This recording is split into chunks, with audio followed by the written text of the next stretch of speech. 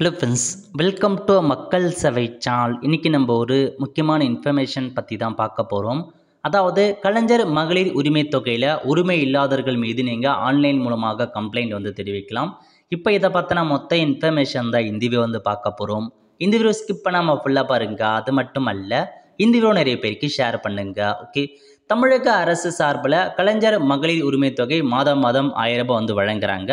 So இந்த ஸ்கீமுக்கு பல்வேறு வகையான தகுதிகளை நிர்ணயம் செஞ்சு அவங்களுக்கு அமௌண்ட் வழங்கிட்டு வராங்க. பயனாளர்கள் தகுதி சான்றிதழின் அடிப்படையில் தேர்ந்தெடுக்கப்பட்டு அவருடைய வங்கி கணக்கில் தொகை நேரடியாக மாற்றப்படுகிறது. ஆனால் சில தகுதியற்ற நபர்களும் இந்த திட்டத்தின் கீழ் தொகை பெறுகின்றன என்ற குற்றச்சாட்டுகள் எழுந்துள்ளன.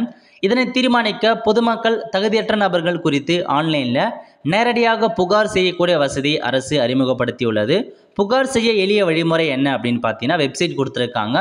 kmut.tn.government.in/public-complaint-html இந்த வெப்சைட்டில் போயிட்டு நீங்கள் பதிவு செய்யலாம், புகாராக நீங்கள் பதிவு செய்யலாம் அப்படின்னு சொல்லியிருக்காங்க.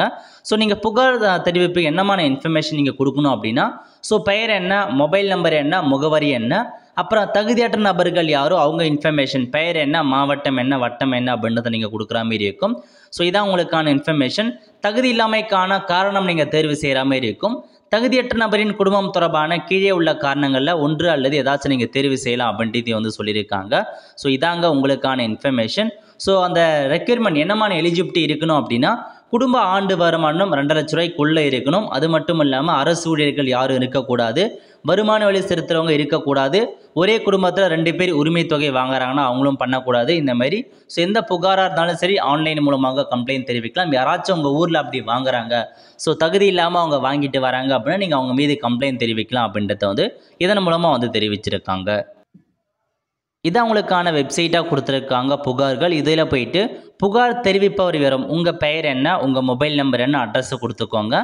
அதுக்கப்புறம் கீழ்கண்ட யார் தகுதியற்ற நபராக இருக்காங்களோ அவங்க நம்பர், அவங்க பெயர் என்ன, மொபைல் நம்பர் என்ன, மாவட்டம் என்ன, எந்த வட்டம், அவங்களுடைய வருவாய் கிராமம் என்ன, ரேஷன் கடை என்ன, முகவரி எல்லாமே கொடுக்குறோம். தகுதியின்மைக்கான காரணம், அவங்களுக்கு ஏன் மகளிர் உரிமை தொகையில் தகுதி இல்லை அப்படின்றத கொடுத்து 500 வேர்ட்ஸுக்கு மிகாமல் நீங்கள் டைப் பண்ணுற மாதிரி இருக்கும். நெக்ஸ்ட்டு தகுதியின்மைக்கான காரணம் என்ன காரணம் அப்படின்றதில் நிறைய காரணம் கொடுத்துருக்காங்க. என்னென்ன காரணம் அப்படின்றத நீங்கள் டிக் பண்ணிவிட்டு ஸோ அதுக்கான எவிடன்ஸ் ஏதாச்சும் தான் நீங்கள் சப்மிட் பண்ணலாம், இல்லை ஸ்கிப் பண்ணிவிட்டு ஸோ ஓடிபி பேர அப்படின்ற ஆப்ஷன் நீங்கள் கிளிக் பண்ணி உங்கள் மொபைல் நம்பருக்கு கொடுத்து ஓடிபி சப்மிட் பண்ணி நீங்கள் என்டர் பண்ணுறீங்க அப்படின்னா அவங்க மீது கம்ப்ளைண்ட்ஸ் ஃபைல் ஆகிடும். அதுக்கப்புறம் அவங்க செக் பண்ணி பார்த்து உண்மையாலுமே அவங்களுக்கு தகுதி இல்லை அப்படின்னா அவங்களுக்கான அப்ளிகேஷன்ஸை ரிஜெக்ட் பண்ணிவிட்டு அவங்களுக்கு பேமெண்ட் போகாது. ஸோ இதாங்க உங்களுக்கான இன்ஃபர்மேஷன். நிறைய பேருக்கு தெரியாமல் இருக்குது. ஸோ தகுதி இல்லாமல் வாங்கிட்டு வராங்க அப்படின்னா தாராளமாக நீங்கள் கம்ப்ளைண்ட்டாக தெரிவிக்கலாம். அவ்வளோ ஃப்ரெண்ட்ஸ், கண்டிப்பாக இந்த பிடிச்ச லைக் பண்ணுங்கள். அது மட்டும் அல்ல, இந்த வீடியோ நிறைய பேருக்கு ஷேர் பண்ணுங்கள். அடுத்த ஒரு நிலையில் சந்திப்போம். நன்றி, வணக்கம்.